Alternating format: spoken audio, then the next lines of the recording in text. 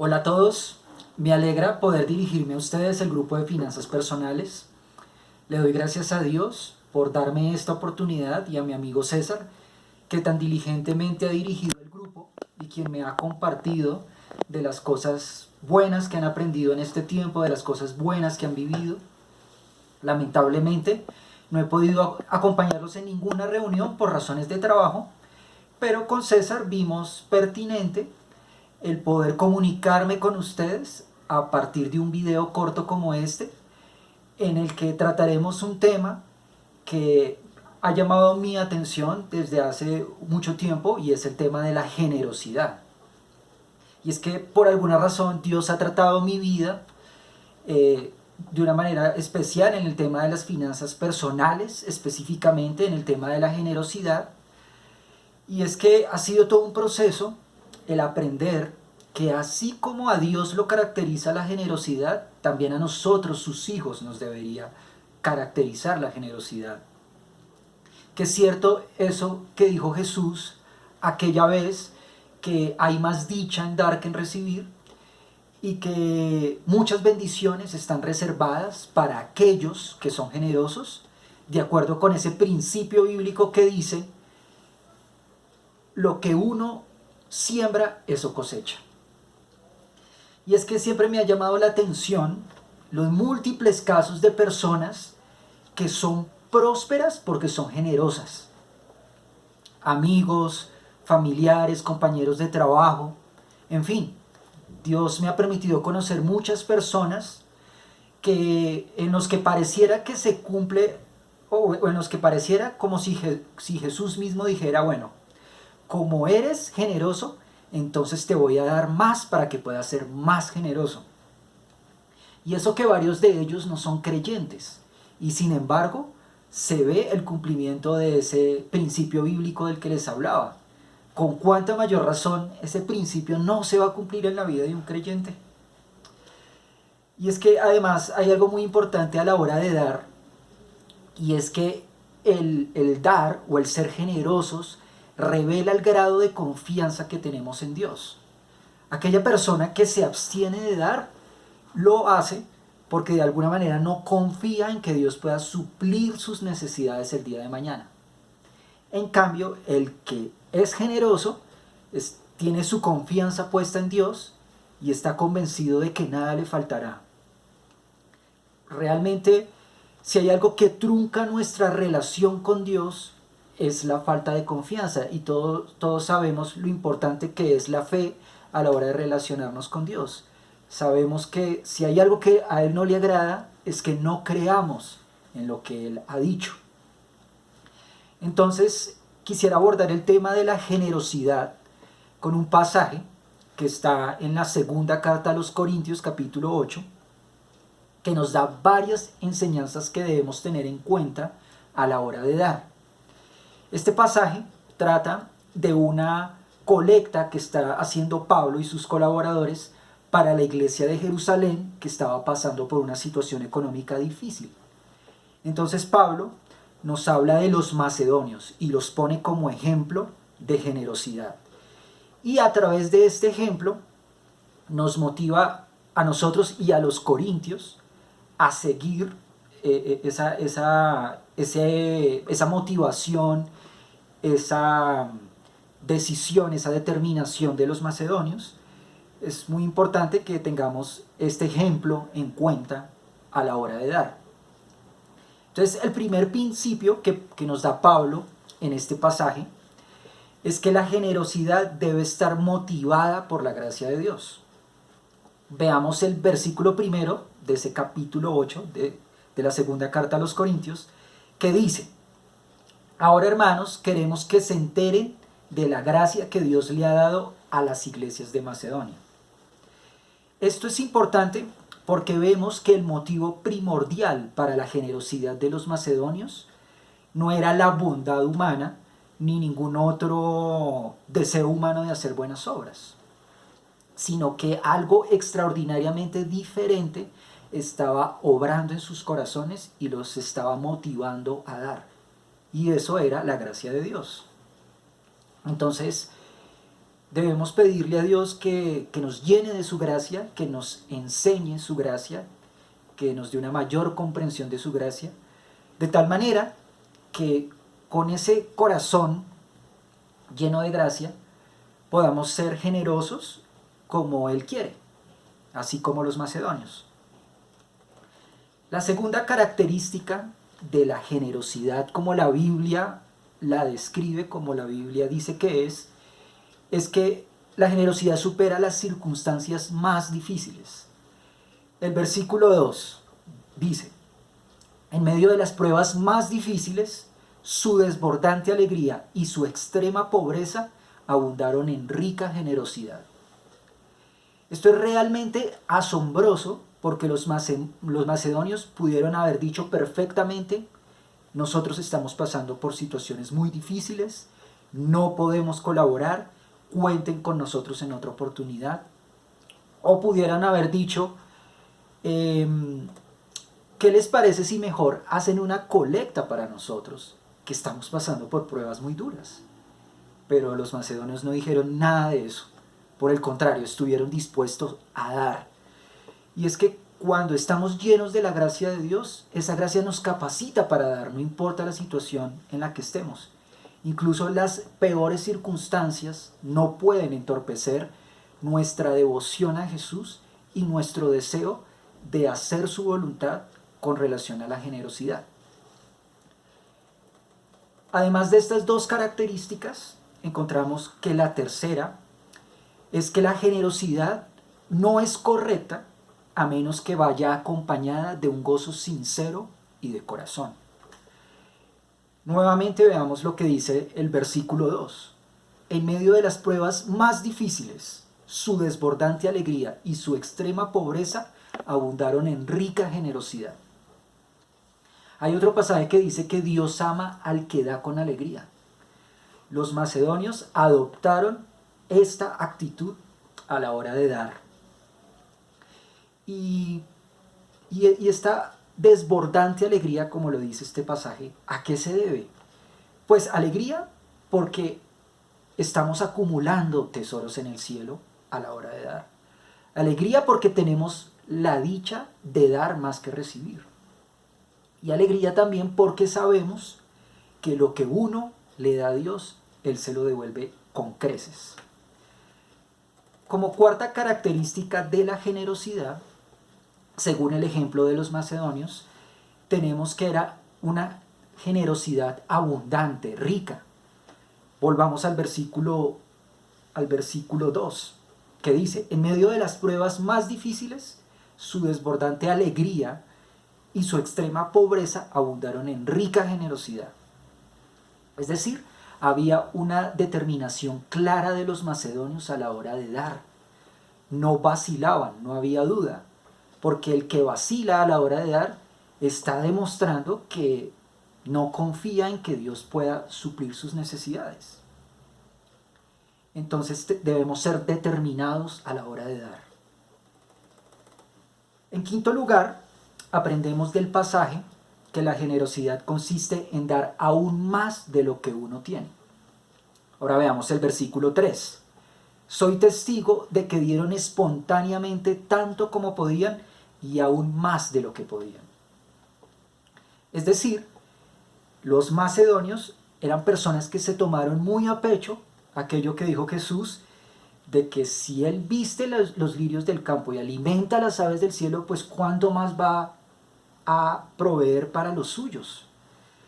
David dijo una vez en el segundo libro de Samuel, capítulo 24, versículo 24, dijo: no voy a ofrecer al Señor mi Dios holocaustos que nada me cuesten. O sea, esto que dijo David está muy en línea con lo que hicieron los macedonios y es lo que Dios quiere de nosotros. La sexta característica de la generosidad es el hecho de que es voluntaria y que es un privilegio. Veamos nuevamente el versículo 3. Soy testigo de que dieron espontáneamente tanto como podían y aún más de lo que podían. Los macedonios dieron espontáneamente. Nadie tuvo que obligarlos, coaccionarlos, intimidarlos, sobornarlos para que dieran. Ellos dieron voluntariamente. Además, el versículo 4 dice, rogándonos con insistencia que les concediéramos el privilegio de tomar parte en esta ayuda para los santos. Fíjense que dice rogándonos con insistencia. O sea, estaban completamente convencidos que el dar es un privilegio. Y ahí es cuando vale la pena preguntarnos a nosotros mismos, para nosotros, ¿el dar qué es? ¿Es una obligación o es un privilegio? El séptimo aspecto que debemos tener en cuenta a la hora de dar es que debemos hacerlo en actitud de adoración a Dios. En el versículo 5 dice, incluso hicieron más de lo que esperábamos, ya que se entregaron a sí mismos, primeramente al Señor y después a nosotros, conforme a la voluntad de Dios. Los macedonios se entregaron a sí mismos, dice el pasaje. Esto nos recuerda aquella oportunidad en la que Pablo en Romanos 12:1 dice, por lo tanto, hermanos, tomando en cuenta la misericordia de Dios, les ruego que cada uno de ustedes en adoración espiritual ofrezca su cuerpo como sacrificio vivo, santo y agradable a Dios. Ofrecerse a sí mismos es la verdadera adoración y es lo que Dios quiere de nosotros que hagamos a la hora de dar. Bueno, y finalmente, la generosidad debe estar motivada por el amor. Los versículos 7 y 8 encontramos lo siguiente.